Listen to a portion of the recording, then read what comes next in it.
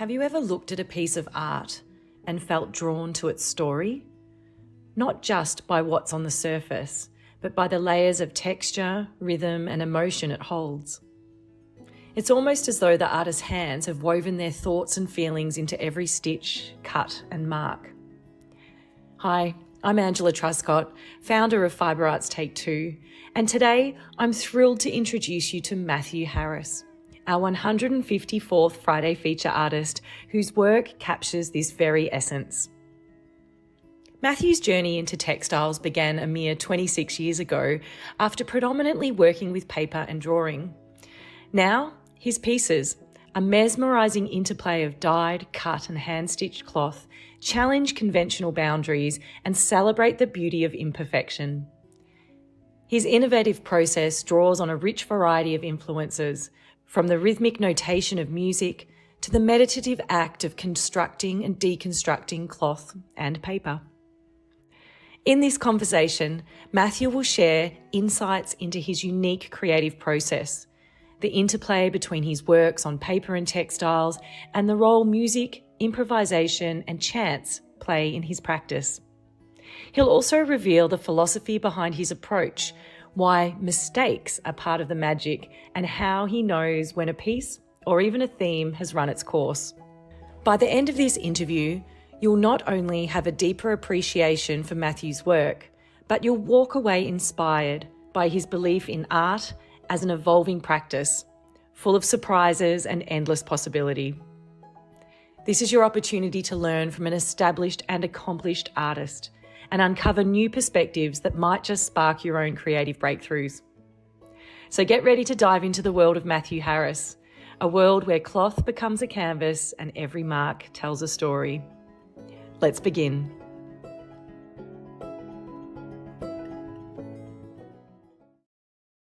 G'day, Matthew. Hello. It's a very nice introduction. Thank you. Oh, you're most welcome. Well, thank you. Thank you very much for joining us. You have been on my hit list for some time now, and so thank you so much for saying yes, and I really, really appreciate it. You're welcome. One thing I have learned about you, though, over the years is that you love interacting and responding to people. And we are actually pre-recording this interview, and it kind of broke my heart a little bit that I couldn't go live with you this Friday. But instead, I've got the very next best thing, which is two of my amazing colleagues who are going to be joining us today. And they're both established artists in their own right, beautiful textile artists. And we're not going to gang up on you, but we all are going to ask you questions. And I feel like this is the perfect opportunity to have a lovely conversation. Great. How do you feel about that? Yeah, fantastic. Yeah. Okay, great. I'm going to bring them on. Hi, Nikki. Hi. Hi, how are you?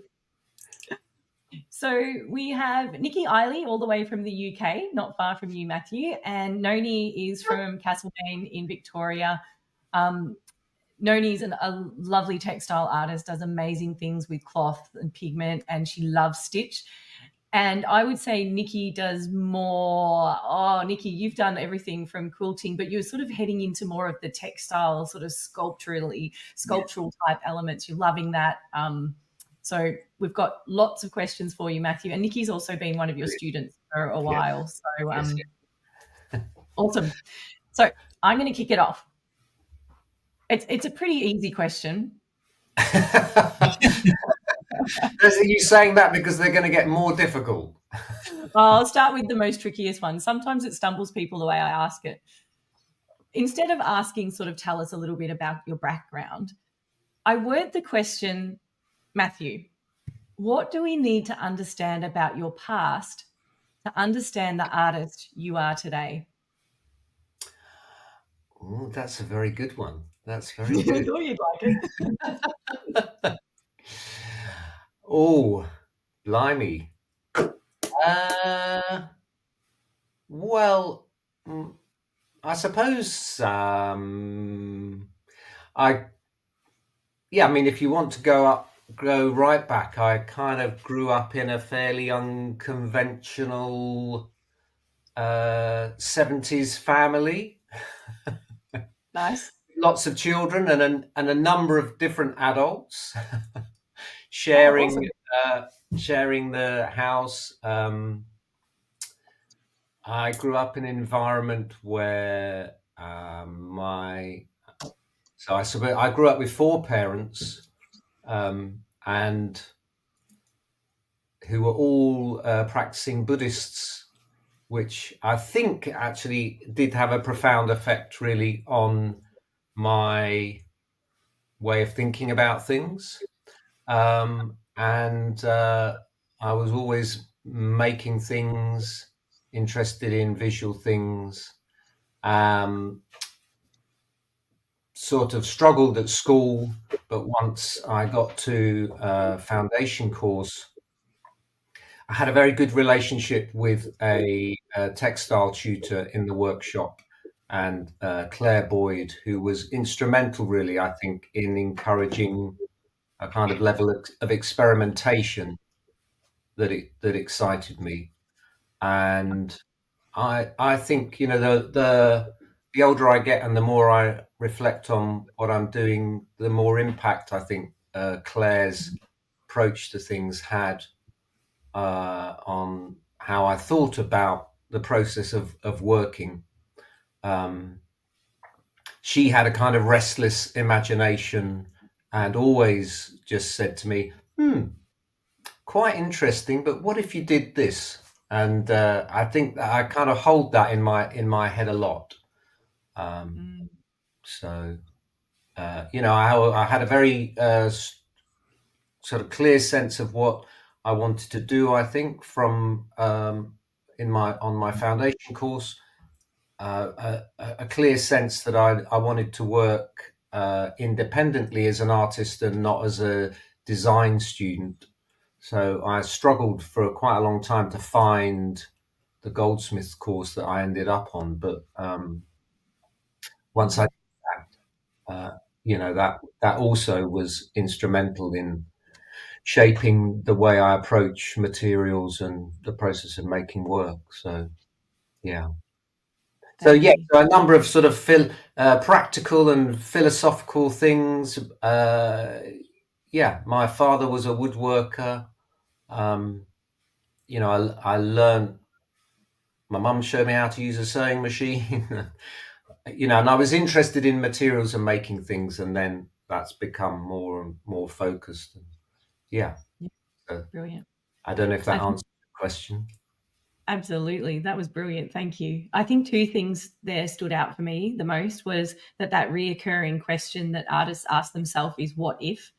And Yeah, also the fact that there's usually one person in your life that you don't necessarily know is having that huge impact on you yes, at the time, but then in retrospective you're like, wow, that was the person that keeps coming back to me. I can think of it like one or two in my education yes, as well, and yes. I wonder if they know it at the time as well. I don't know. Yeah, I just don't Yeah. think you can underestimate the power of a good teacher. No, yeah, and I think, but I think, you know, she was.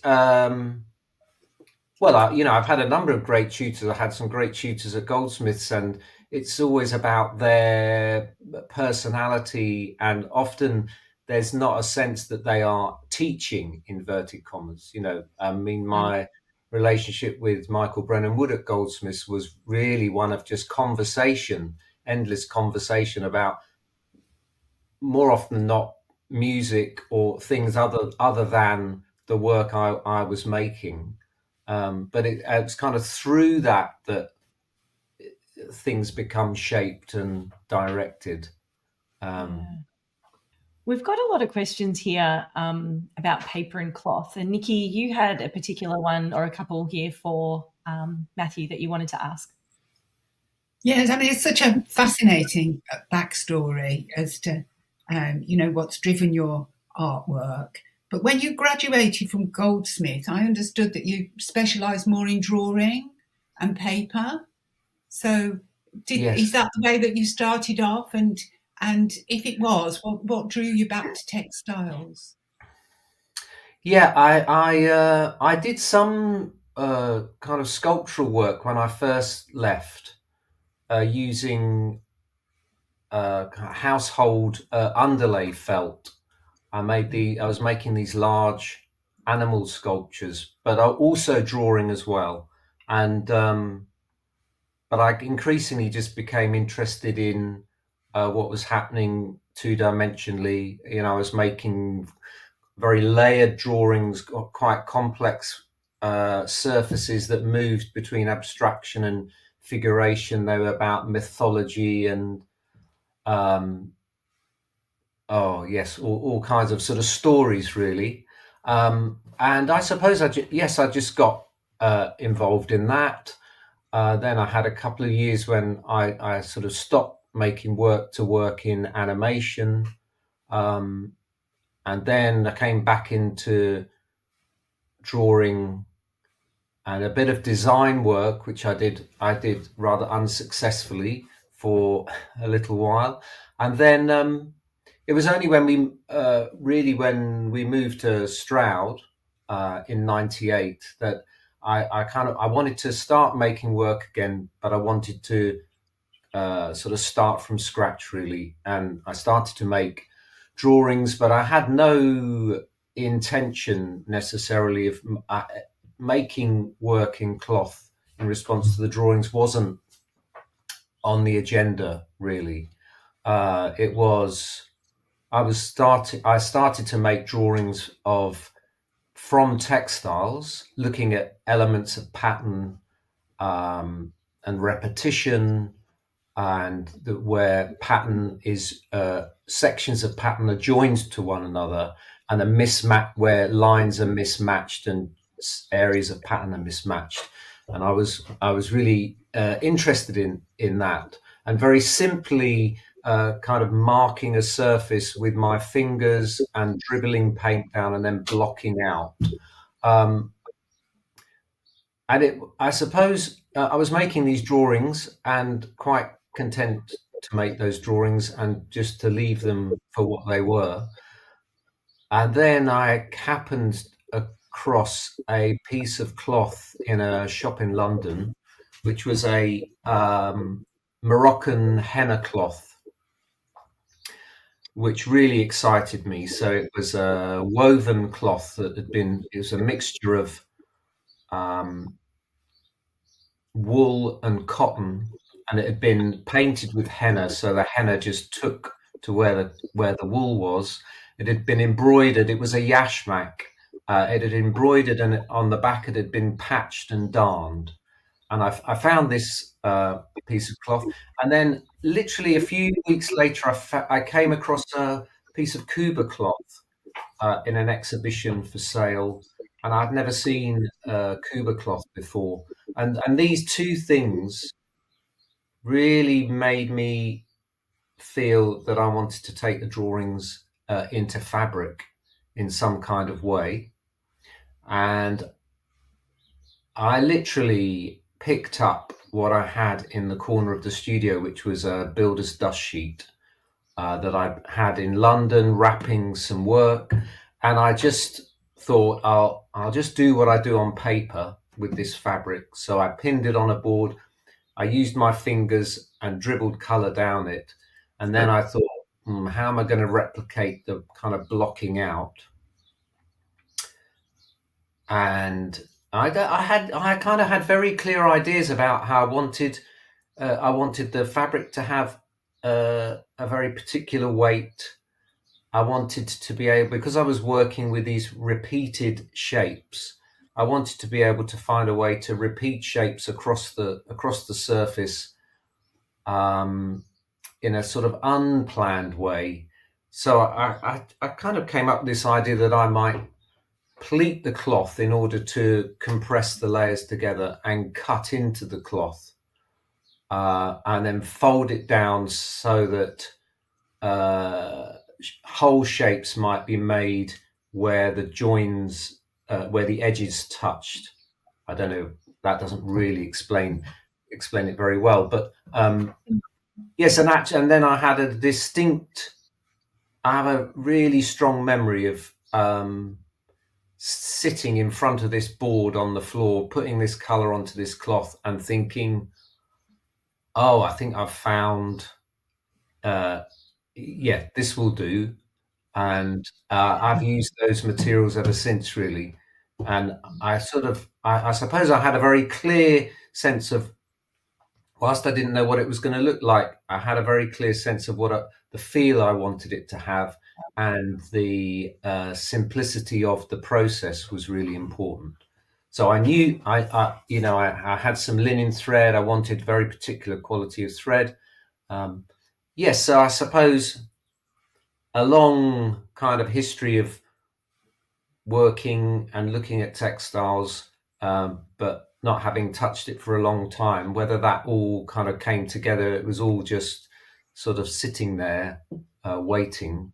So it was very exciting to kind of find that, and as I said, the materials and the process hasn't really changed in all that time. The construction process has evolved slightly, but the fundamentals that were established at the beginning are still there.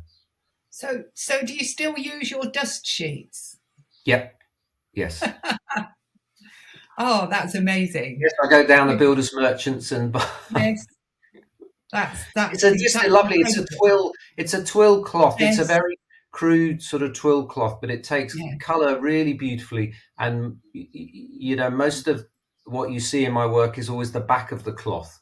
So I paint on one side, and then I flip the cloth over, and I sort of bash it and stamp it with my fists and with rags to pull the color through. And because it's a twill, the color then spreads in a very particular way. And it's sort of, I kind of I rinse it to take a certain amount of finish out of it, but I love the color of it.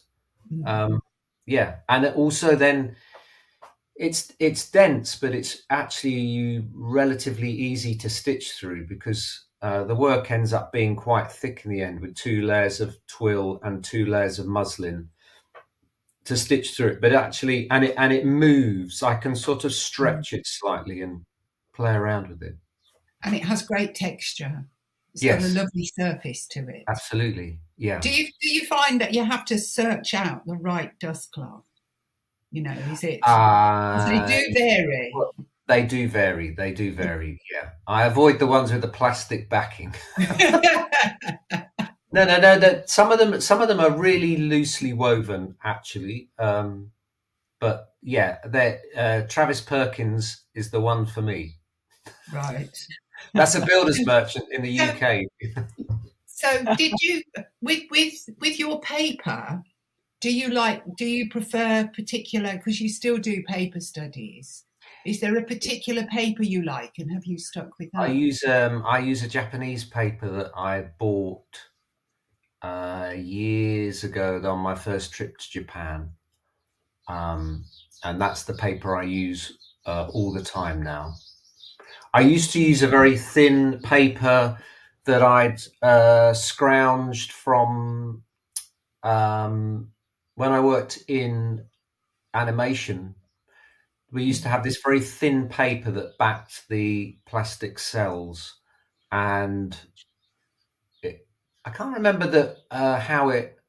Anyway, once that paper was taken away at some point, and bizarrely, I used to save it. So I had huge bags of this very thin paper, and the first drawings that I was making here in Stroud, I used that paper that I then stuck down to a more opaque paper. But I always wanted to work with a paper where I could use the back and the front, where the mark might come through. So then I had options about which side I used, and because I suppose I wanted that slight change in the mark that happens as it moves through the material, which is what happens with the fabric. I just want to pop up a couple of images of your paper pieces. We're going to get to these a little bit further down the track as well, Matthew, but this is one of your paper pieces here, so we can clearly see those folds. It almost looks like the colour of pattern paper. Yeah, it does. It does have that kind. Well, what I do is I work on it. I put everything I want to put on it in terms of drawn mark, painted mark, and then I paint it with beeswax, and then iron the beeswax out, so that Beautiful. then it becomes transparent, and I can use both sides.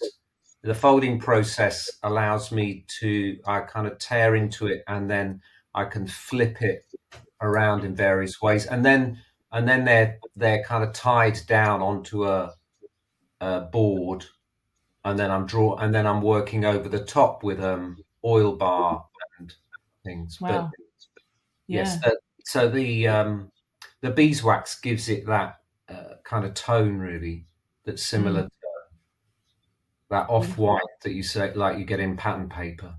Yeah. So Matthew, do you ever combine the paper with the fabric? No. No. The paperwork. I think of them as drawings.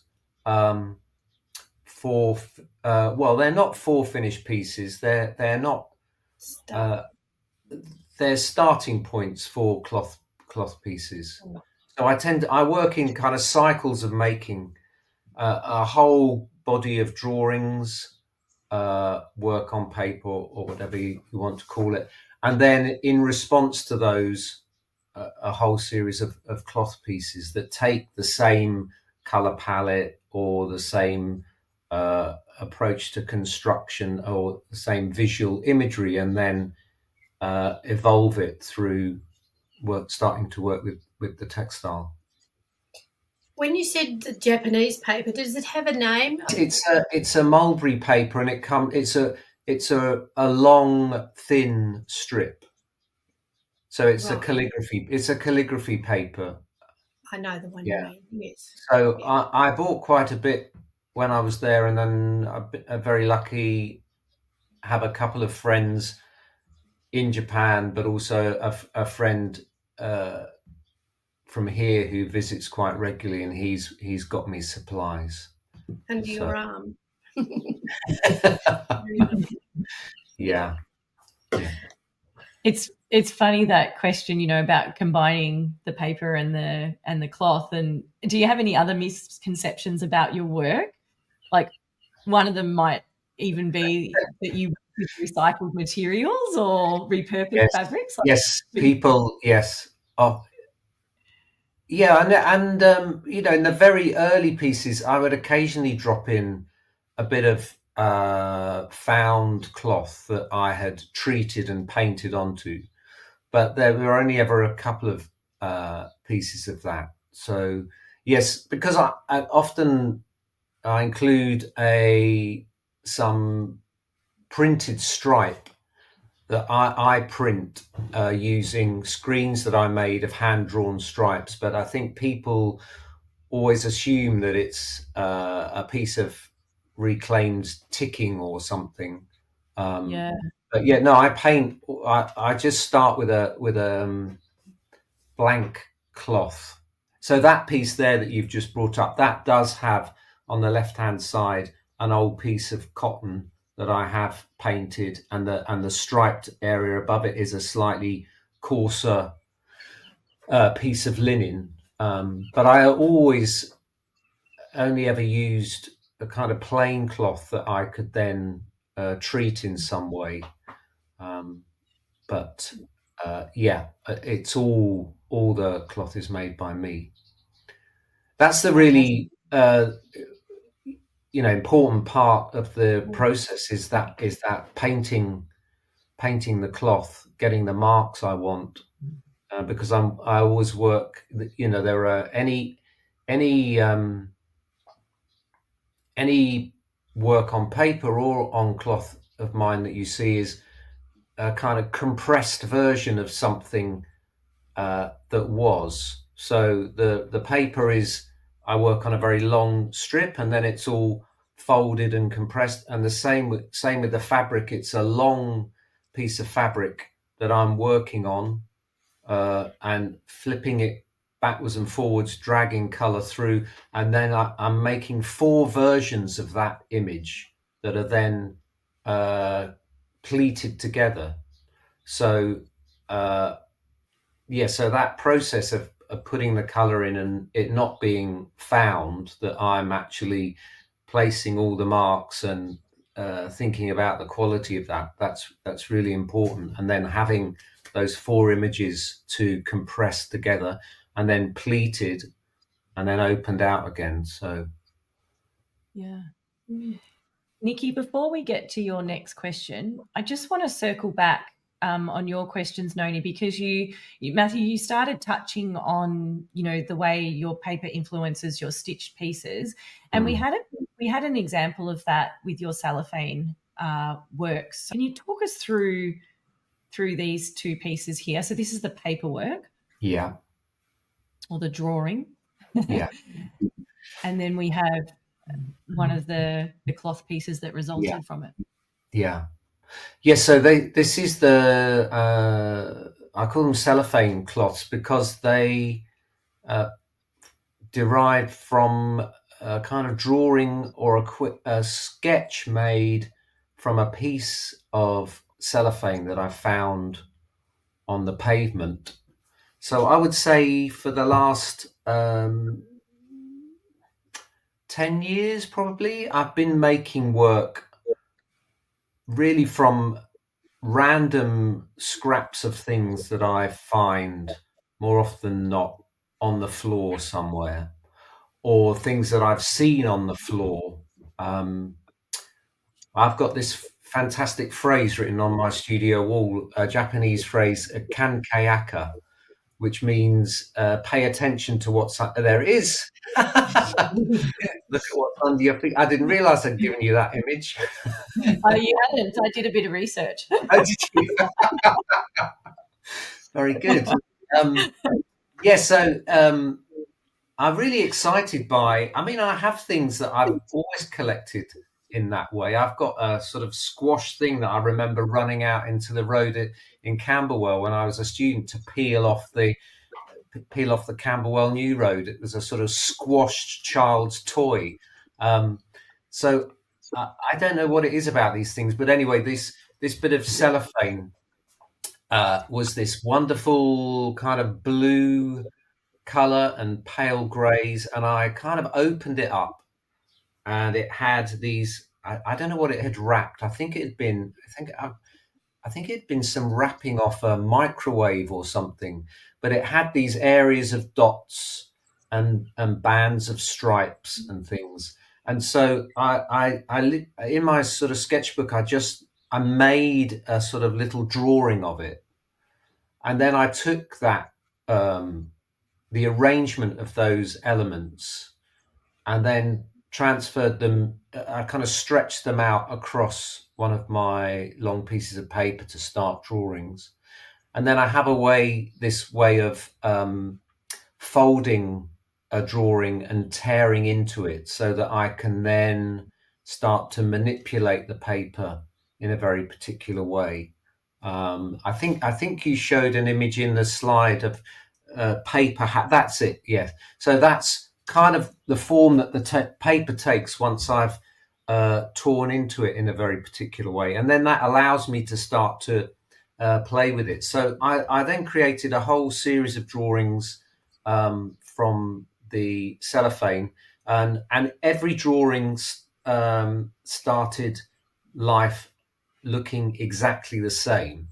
But then because of the process that I use, so there were, for example, a whole group of blue ones based on the original piece of cellophane. And then at some point I shifted the palette into this soft with, browns and ochres and things. And the exciting thing for me is that each time I make a drawing, I don't know where these different elements are going to end up. It's a question of working with the idea of a sort of musical idea, really, of variations. So each of the drawings and then the cloth pieces, for example, the one that you're showing now, they all start with the same number of dots in exactly the same place. But through the process of manipulating the paper or the cloth, those dots or stripes or blocks of color, I'm able to distribute those in different ways across the surface. So in some of the pieces, there'll be far fewer dots because they'll have ended up buried in the layers of cloth. And then in others, there might be more. Some might all cluster around one corner of the piece and others might be spread evenly. But that comes about through the compressing of that image and then the kind of opening it up and the moving around that I start to do as a way of building the composition. Noni, I saw your head cock then as well when we were talking about dots. You go for it. So, do you cut into them at that point? And yeah, a bit like yes. a jigsaw. So the cloth. So the drawings. I'm obviously I tear and then I play around with the paper and then I lay it down and I tie it onto the board with thread. And then I work over the top with an oil bar, and just at that point, the thread is really important because I don't use any glue, and I want them to have a sense of the potential of having the potential to change. So if you were to cut the threads, the drawing would you could shake it off the paper and it would collapse and you could reform it into something else. So that sort of impermanence is really important. And then so with the cloth, then it's pleated and then I cut down the length of the pleat and then I cut so the cloth would look like the paper looks here, and then I cut across the pleats in sort of 2/3 down the cloth and 2/3 up, which then means the whole thing, I can lift the whole thing up and reconfigure it in sections. I then roughly sort of hold it by stitching on the back, and then I put it on the wall, and then I start to cut into the layers. So the point at which it goes on the wall, I don't know what it's going to be, how it's going to look. I have that raw visual information there, and then what I'm trying to do is I'm trying to respond to it. So I'd start building a composition, cutting in, moving information around, making a decision about where a line kind of might go. Do I have the material embedded in there to make that line do what I want it to do? And sometimes I don't, so I just have to allow that line to stop where it stops. I might have I can allow a shape because I have 4 versions of that painted image all compressed in with one another. When I cut in, I can sort of take stuff out, so it allows me for a shape to expand or contract, or I can move things around and create a shape or work with what I think is kind of being revealed to me about what shape the shape should be. Yeah, so there's all, and it's on the wall, so I'm moving backwards and forwards. Sometimes, I start in one corner and resolve that, and sometimes it's very clear. I don't have to do very much. I'm just pinning down the edge of the cloth, and what happens. And then other times I might find there's an area that I just can't resolve that, and I have to kind of keep cutting and moving and standing back, and then sometimes I move to another area of the cloth, and but everything that happens on that cloth in terms of imagery is already contained within the body of that cloth. Do you go in and make any more marks, or at that No. point? No. So that's Everything's there. fascinating. Yeah. Mm. Once it's left the sort of print table and is pleated, that's it. I have to work with the material that I have Mm. and make that work. You know. Yes. And sometimes that means just getting rid of something altogether. I just kind of bury something. You know, if there's something sort of on the surface that isn't working or isn't connecting, or I can't see a way to connect it with something that's nearby, then I will just kind of find blank pieces and move them into place. Whenever I take away, I always make sure I replace. So I have to constantly move cloth around so that the layers remain kind of consistent and the thickness of the cloth remains consistent. Yes. Fantastic. I mean, it's slightly bonkers, but No. Fascinating. I want to put something on the wall and think, where on earth do I go with that? You know, what is there? How? Because what really excites me is how one makes an image. You know, how do you facilitate the evolving of an image that obviously there's a sort of kind of symbiotic relationship with myself making decisions and then things that are by chance thrown up. I mean, obviously I've made this image initially by painting, but I recently realized that this is something I've always done. I've always kind of tried to engage physically with the material of an image, you know, even when on foundation and everything, that trying to alter it in some way with my hands. I've always struggled with I mean, I do, you know, I draw in a conventional sense in sketchbooks and things, but for me, I don't find that satisfying. I have to physically start to manipulate the image that I've made in order for something else to happen, really. And that's something that's so very personally you. It's not something that anyone else can create. It's the marks you make and then how you manipulate those. Is such a signature. Yes. Yeah. But it's a process led work, really. You know, that's the thing that drives it, and that's the thing that interests me is how that process can generate material. And that's what I find exciting, really exciting. And how do you keep that excitement and that flow going? How do you do that?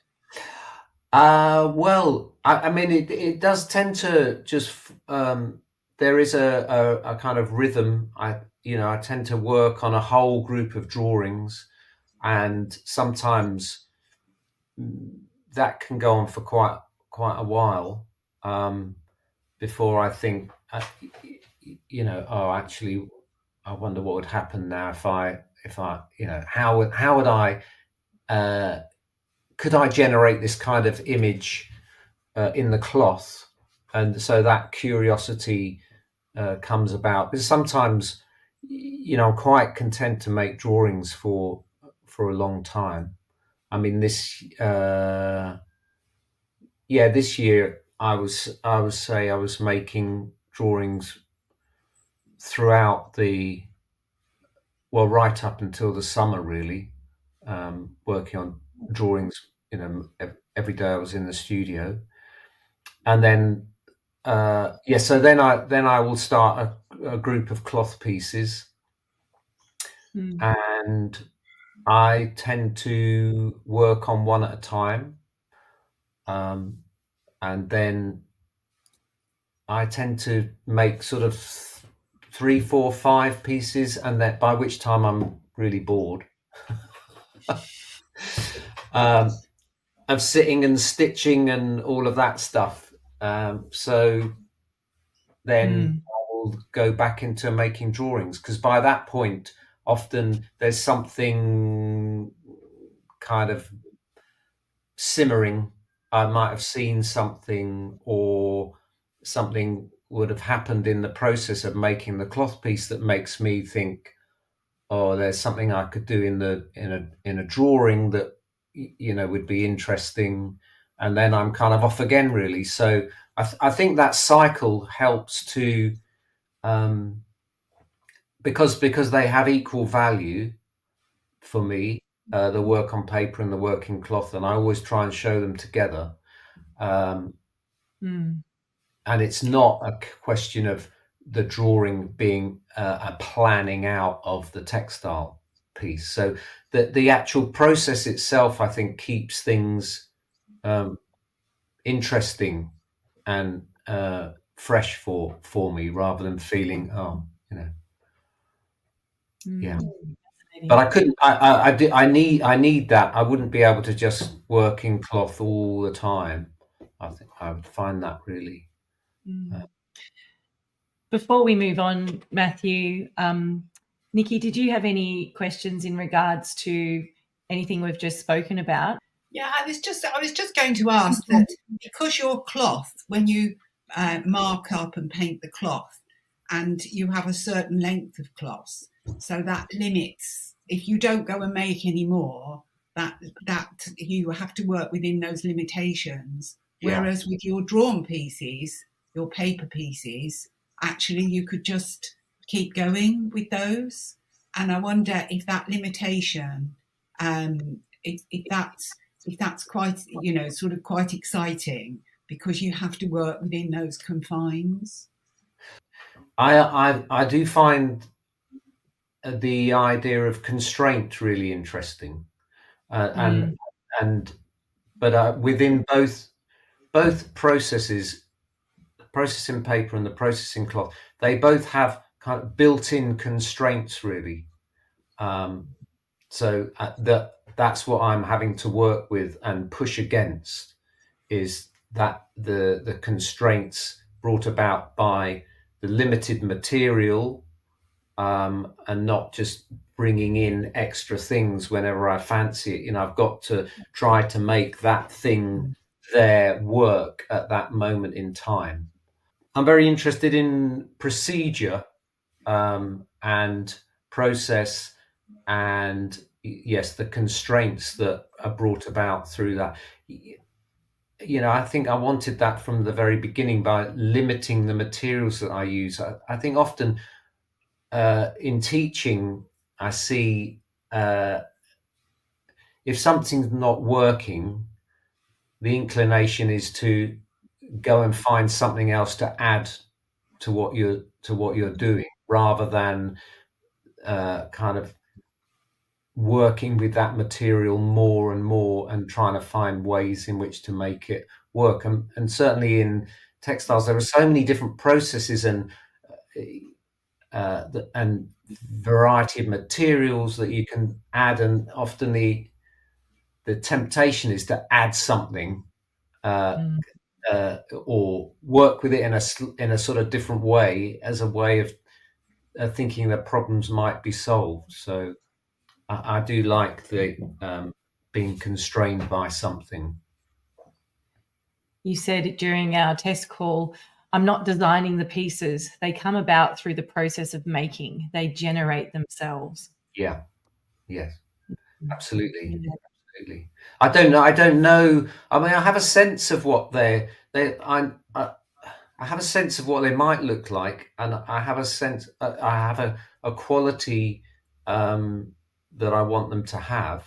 But in terms of the actual image, and obviously I've made drawings, but I don't. I work in two sort of small studios in the garden, and one studio I do all the painting work and the work on paper, and then in the other studio I do the stitch pieces. And if I've made a group of drawings, I mean, at the moment the whole of one wall is covered in drawings in the studio, and I'm working on cloth pieces, but I don't take any of those drawings to the other studio where I'm working with cloth. Obviously, occasionally I pop in, but I want to sort of retain in my visual memory these drawings, and I want the cloth to relate to the drawings, but I don't want it to be of any one drawing in particular, and I want it to be its own thing. So there's a kind of genetic connection with the drawings and a genetic connection with the original source material, and then each piece is connected. They're connected to one another, but they will be different. You'll see the same sort of elements within each of them, but they manifest in different ways each time. I want to jump to our discussion about specific bodies of work, and so that we can show some of these amazing images. Noni, you had a question. When I read about your method of chance, and I was given a necklace that had. She's got it. So this is where's the thing? It's a many-sided. Oh yeah. And you throw it like a dice. You make a decision on from 1 to 12. Yes. And you make some notes next to 1 to 12 what that should be. Move it to the left, whatever. And it was a fascinating exercise I did as someone's PhD project, actually.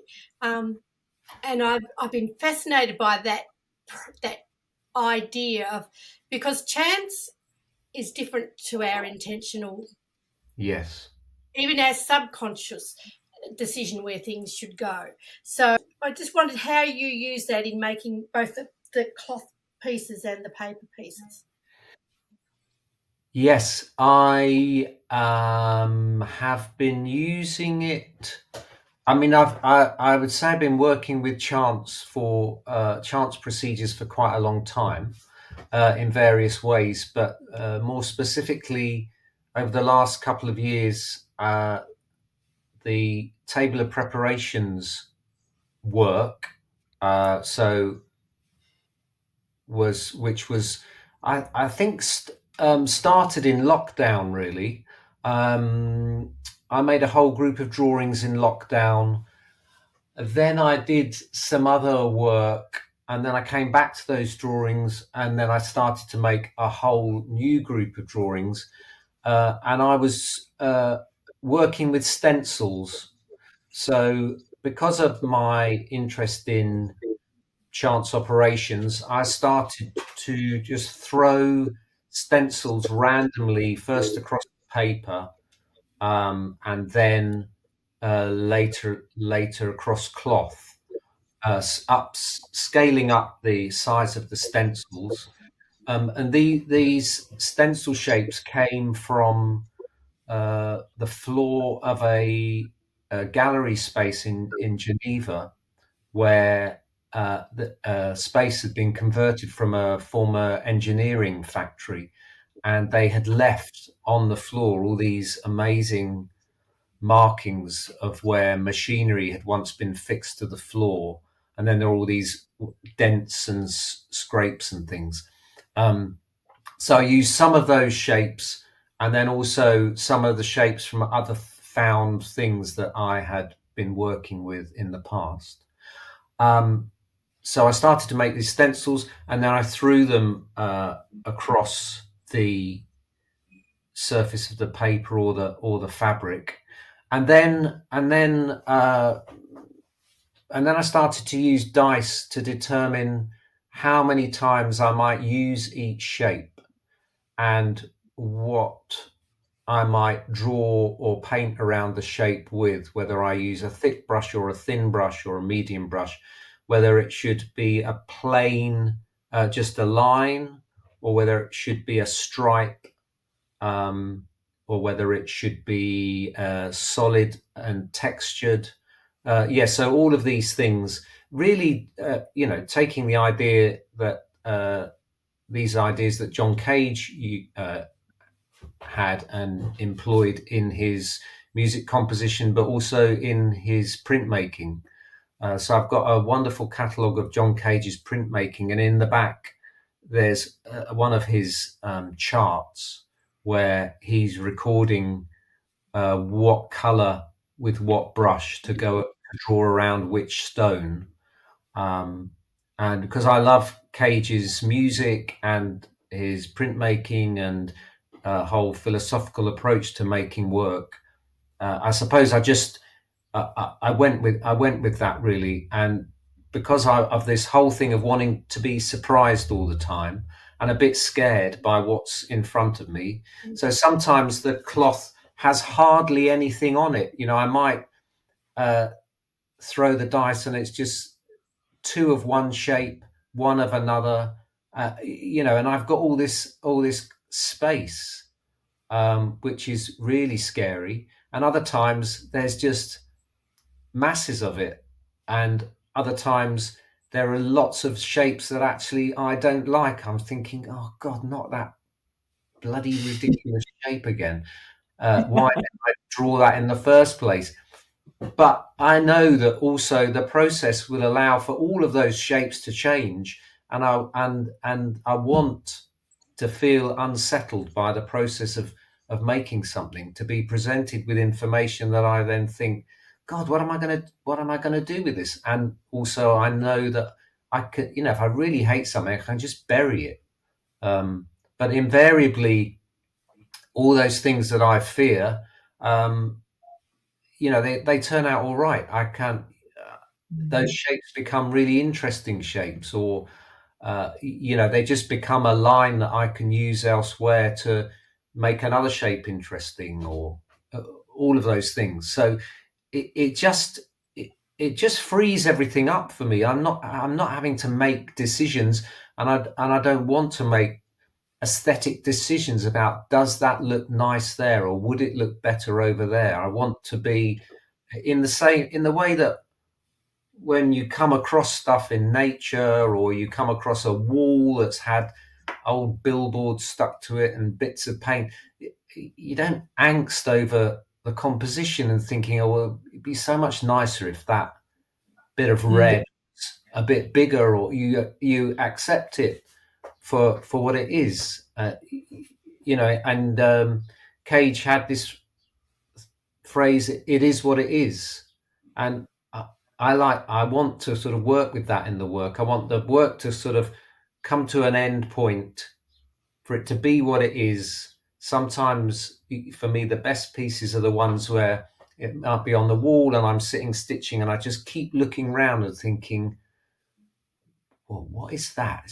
That's slightly weird, and why that doesn't quite work. But by that point I've finished it. Because of my process, move the fabric, pin the fabric, stitch the fabric. When it's stitched, it's done. And then I put it on the wall again and think, oh, maybe I should have done this differently or that. But I kind of want it to be, that's what it is. And the next one will be different, and and have imperfections in the composition, and you sometimes feel unresolved, but I always want them to feel one of many, or part of something that's much bigger. So the image, connection. yes, Connection absolutely, yes, yeah. I've also got written on the studio wall this, Cage had this thing, suspend value judgments. I want to challenge myself about what I think is nice, or what I think works, in inverted commas. Matthew, you touched earlier on the influence of music, and we briefly touched on pattern and rhythm. Nikki, you had a question here that was related to Matthew's work called Scorched. Would you like to ask that one? Yes, I was amazed to see that wonderful backdrop of Scorched, which is a 10-metre graphic score for the new Colston Hall in Bristol. How did that come about? It's called Bristol Beacon now. Bristol Beacon. And well, how did that come about? And what challenges did you face working in such a big scale? Well, that came about through Michael Brennan Wood, who was the lead artist on that project. You know, Michael was a tutor at college and has remained a friend, and he's done a lot of public commissions. And Michael was the lead artist and asked me if I would be interested in doing something, which I have to say initially I said I wasn't that keen, and he thankfully pushed me because it was a really exciting project. It was a new extension to Bristol Beacon. It's an entranceway, and it was an amazing project because the architects more or less gave us a presentation of what the building would look like and said, just come up with some ideas, find spaces where you might like to do something. And they had this material allocated for this particular wall. So again, I was really lucky in sort of picking up that material, and I kind of wanted right from the beginning to make something like a drawing or a print or a woodcut or something. And so when they gave us samples of this material, this wooden material, and it's like a plywood, but you're looking at a plywood sort of edge on. So it's matchstick width strips of wood that have been laminated together. And you get this wonderful stripe and variation in a stripe. So already it was looking like a textile surface. And then I was trying to think about how I might make a mark, and a friend of mine who's a printmaker had used a plasma cutter in wood before, and I was asking him about it, and he said, why don't you use a plasma cutter? It's not designed to cut through wood. It's designed to using an electric charge to cut through metal, but actually the effect it has on wood is to just kind of it does cut a line into it, but it scorches a kind of deep line. And in much the same way, you know, when I picked up the dust sheet in the studio all those years ago and dribbled paint down it, I got this piece of wood, I got a plasma cutter, I made a mark, and I just thought, that's it, great. It looked so much like a mark in cloth in the way that the burn mark sort of spread through the laminations of the wood. It looks like a piece of ikat. And so that was really exciting to feel the relationship between the work that I made in fabric and the work that I could make in wood. And so the idea is that it's a ground floor performance space. So I came up with this idea of really bringing together a number of different drawings that had been made in response to graphic score, a number of different graphic scores, mainly Cornelius Cardew's treatise, which is something that I've always loved. Very famous graphic score, and graphic scores have been really important in influencing some of the work at the beginning. Yes, I made drawings, and then I literally just drew it out on the wall in charcoal and then just started burning. So did you do it in situ, or did you do some of it in situ? Yes. In situ. I did it in situ, yes. It And was did quite they give you nerve-wracking. They were incredibly generous. The people that because the building had more or less been finished by that stage, and so I went in, and this huge blank wall was there in front of me, And as I said, I'd made all these drawings for the proposal, and I just printed those out on huge photocopies, but I literally just laid them on the floor, and then I drew freehand with charcoal, and then picked up this plasma cutter and just started cutting, thinking this better Wow. work. Yeah. And yeah, but it did. And then, but of course, what happens is you have to then sand back to reveal. So I can't remember. I was teaching 3 days a week at the time, so I think over a couple of weeks I did it, and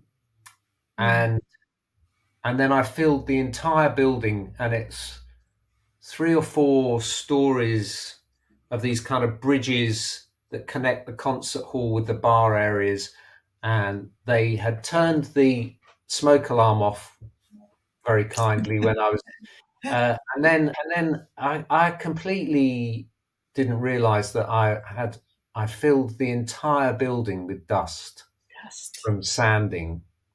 Gosh. Sanding over 3 days just to reveal the detail of the image.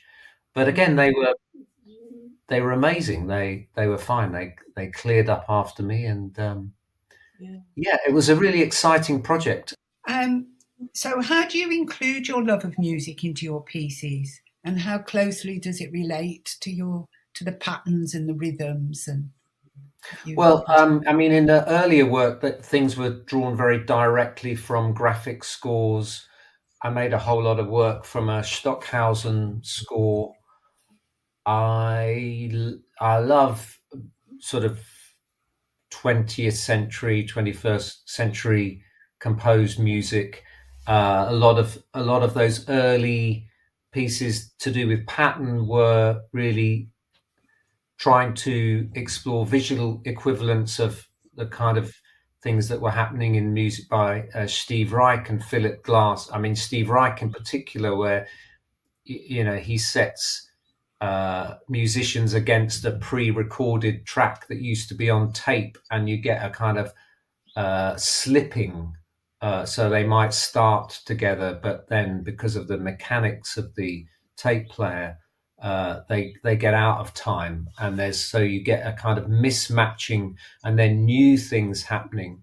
And I suppose where I was starting to work with pattern down a length of paper or cloth, with interruptions and misalignments of shape, I saw that as being quite a direct visual response to that music. But then I suppose more recently, and then the table of preparations work, all of those that kind of body of work, which I'm still working with and on at the moment, that really comes out of a table of preparations is the name that Cage gave to the instructions on how to prepare a piano. So Cage developed this way of working with a piano where he laid various objects in amongst the strings of the piano in order to alter the sound of the piano to make it more percussive. Things like erasers and bits of cardboard and bits of plastic and nuts and bolts and various things. And I'd always been fascinated by this as a visual idea. I'd seen one. The pianist Joanna McGregor did some Cage pieces at the Cheltenham Festival. So I got actually to look inside the piano and see, these objects all sitting in the strings.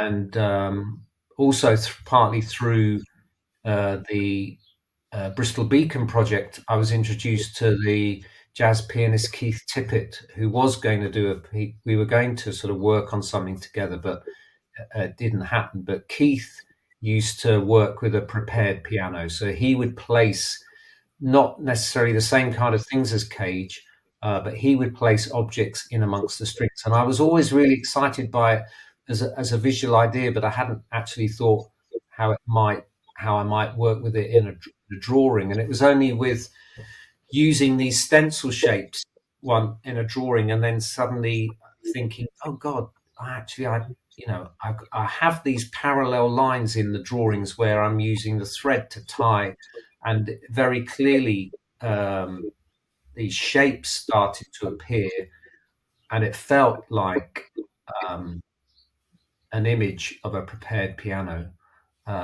So that's a kind of direct link, and I would say that these pieces have a much more percussive feel about them. You know, it's a really difficult thing.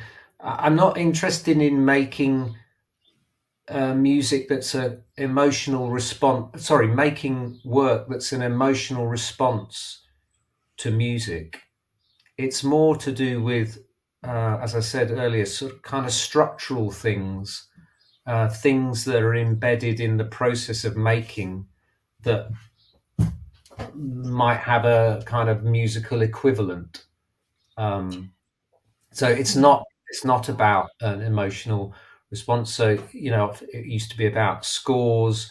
It's just about ways that musicians kind of think about music. I was thinking actually yesterday when I was working, music, there's a term, stasis, which sort of implies nothing happening, but of course something is happening in the music. It's a sort of slight static point, and so it's things like that I'm really interested in whether I can make shapes or groups of shapes or marks or a kind of quality in the cloth or the drawing that sort of has an equivalent in music.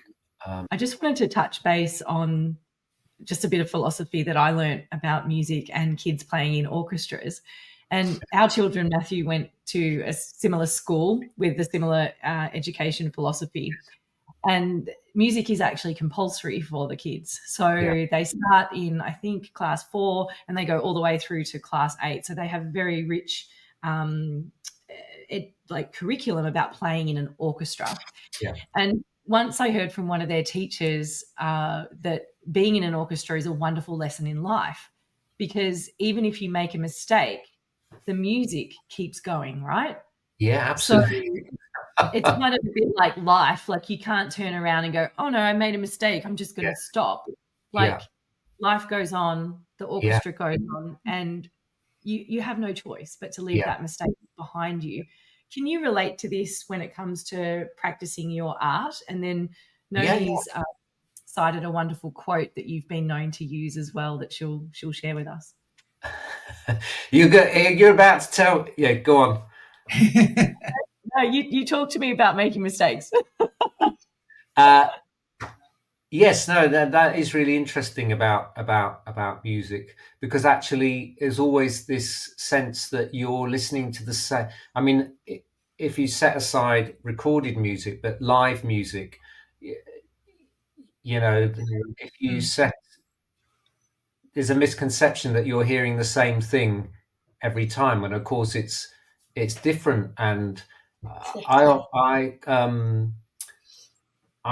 give money to record. I'm involved in a couple of things. I'm involved in the Sound Investor scheme at Birmingham Contemporary Music Group, where I pay, quite a small amount of money each month to then, when I amass a certain amount, I then can allocate that to a new commission by a contemporary British composer. And I've been doing that for a number of years. And similarly, I give a small amount of money to a recording label called NMC, which records British music. And through both those schemes, I often get to go to rehearsals and hear musicians playing the same piece of music over and over again and refining something and making mistakes. And it's really interesting for me, who's not trained in music. I think I've got quite a good ear, but hearing trying to hear when there's often musicians will stop or they'll come to the end of the bit that they're practicing, and someone will say, "I'm sorry, I played this there," or "I missed that note out," and I'm trying to think, did I hear that? Did it sound very different to the previous playing through of that section? And just that whole thing of interpretation each time, I think it's a really interesting idea, and that whole thing of allowing something to be what it is. I mean, obviously you don't want it to sound too terrible, or to look too terrible, but I mean, and obviously in an orchestra and for me the really exciting thing is when you hear live music is more often it's about how musicians listen to one another. It's they're kind of responding to that material. So the analogy is very similar.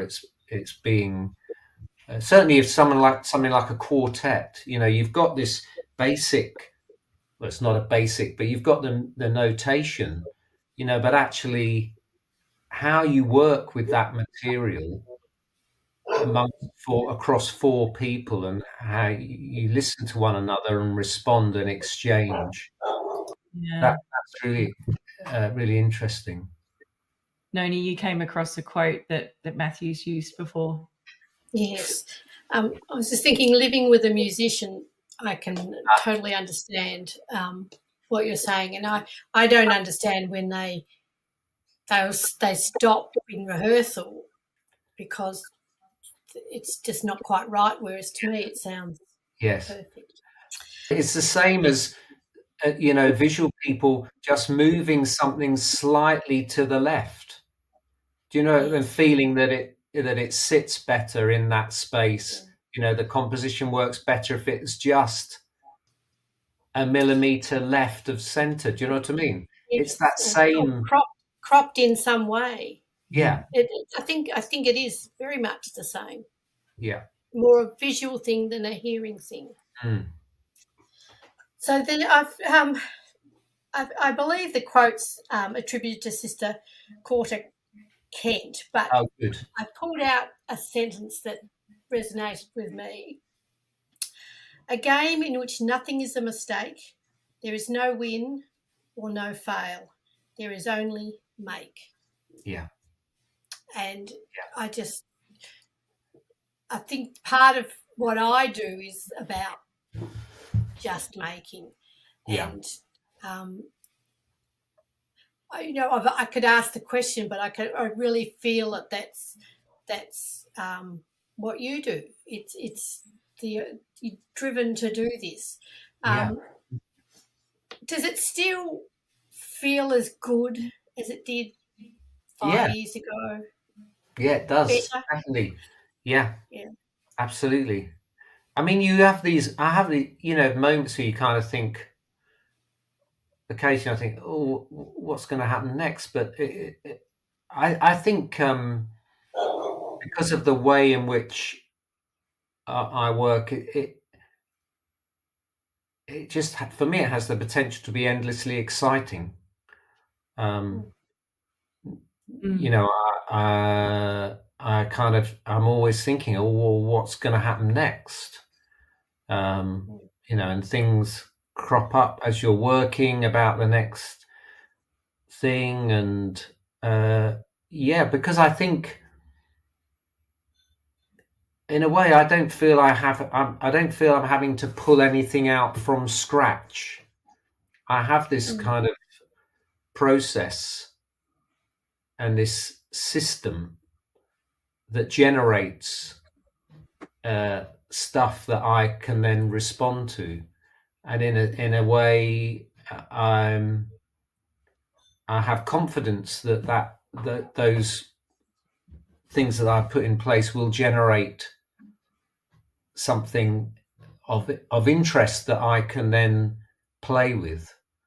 So I don't feel I'm looking at I'm going into the studio and ever looking at a blank canvas and thinking, what am I going to put on there? Because I suppose I start off in quite a small way, always with something quite small, and I put it through a number of processes and procedures which allows for it to start to grow and expand in different ways that I don't necessarily envisage. So I'm not asking enormous things of myself at the beginning. I'm not, as I say, looking at a blank canvas and thinking, what on earth do I put on there? I mean, I don't think that happens very often if you're a painter, because invariably you're working through numbers of different ideas and things. But a sheet of blank paper it is always a hard thing, and I think you can find ways into the creative process if you have just a mechanism that you can start up and allow to run. Yes. So do you get all encompassed and miss meals and work long hours, or do you have a routine? I have a routine. I like routine. I thought you might. And so I've developed. I'm very good, I think, at just kind of hitting the ground running. You know, I don't sit around for hours, sort of thinking, oh, what should I do next? You know, I'm used to just opening the door, going in, sitting down, or standing up, getting the brush out, and doing it. So yeah. So that routine has developed over a long time. Matthew, when we have been talking over the last few months, and we've been talking a lot about your teaching and your practice and your mentoring, and I feel like we've had a mentoring session today, and I'm sure people watching, and Noni and Nikki, we've had this privilege of having this wonderful conversation with Matthew. I've just been in awe of it. So thank you so much for everything that you've brought to the table. But you are a sought after, mentor and instructor, but you don't teach technique. Can you share with us your teaching philosophy and why it's important to you? And maybe, Nikki, you can sort of circle in on this conversation as well, because you've actually had the privilege of being one of Matthew's students in England. So what's your teaching philosophy, Matthew? I mean, really, my teaching approach to teaching has grown out of a culmination of, you know, the experience that I had at Goldsmiths, where, of course, I was taught technique, but in quite a low-key way. You know, in the first year, we went through each of the workshops, the print workshop, the embroidery workshop, the weave workshop. But even in each of those workshops, we had to bring our own ideas to that workshop. And then obviously it was a studio-based course, so you found the materials and the processes that were the best means by which you could bring your ideas into textiles. So and then for many years I taught on art foundation courses in the UK, where, aside from having specialist students who wanted to do textiles or fashion, I would also have students coming through who were sculptors and graphic designers and photographers, filmmakers, you know, all of the sort of jewelers, whatever. And so I always wanted to find a way in which they could kind of find textile materials and see them as being potentially useful for materials in whatever discipline they wanted to work in. I didn't want them to come into a workshop and feel, oh, now I'm doing fashion textiles. It was always about how could they work with cloth if they were a sculptor, and see the potential of that material to do different things, not just be a garment or a textile surface. So and I suppose that, and then the way I approach my own work informs that as well. So all of those things really came together when I stopped teaching on foundation and started being asked by various groups to come and teach or run workshops for people. But also, I suppose I was coming across a lot of people who'd done a lot of courses and they had a lot of stuff. They didn't know what to do with this stuff. They'd learned this thing and that thing, and they'd really enjoyed it, but actually they kind of lost sight perhaps of what it was they wanted from those processes. And so I really became very conscious that I wanted to try to support and encourage the development of students' individual visual language, personal visual language that they might work with, so that then they're doing a workshop, and they may do a technique-based workshop, but they're doing it because they want something very particular from it, above and beyond just learning that skill. If I can jump in there and say, if anyone was watching this now who wants to develop their visual language, what's the best piece of advice you can give them? Oh, God. It's 3 on 1, Matthew. You have to answer the question. Well, I would say immerse yourself a bit more in the stuff that really interests you.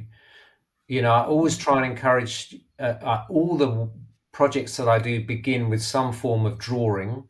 And for a lot of people who love working in textiles, you see the blood drain from their face when you say we're going to do some drawing.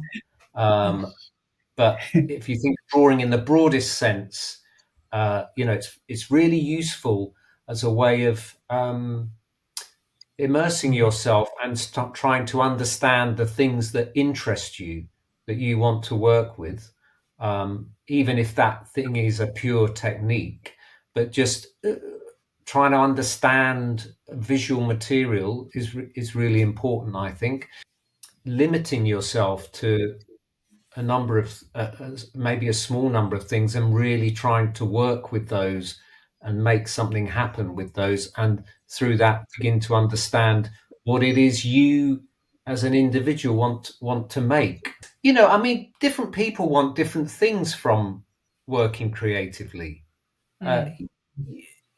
It's not, and not everyone has to, either wants to or has to be a sort of artist, inverted commas, whatever that kind of means, but if you want as an individual for the work to start having more meaning for you, and as for it to be something that excites you and you want it to develop in some kind of way, then it's really about starting to understand what makes you tick, and how you might start to understand that, and what things excite you, why do they excite you, how can you start to shape them and play with that language in order to express something that's personal to you.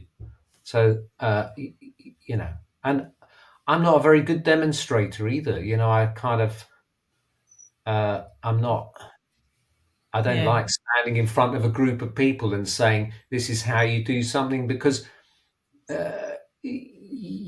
my work, lots of people who are kind of textile aficionados might examine my work and think it's actually quite crude and not very well made. I mean, someone did offer to teach me how to sew properly once in a workshop.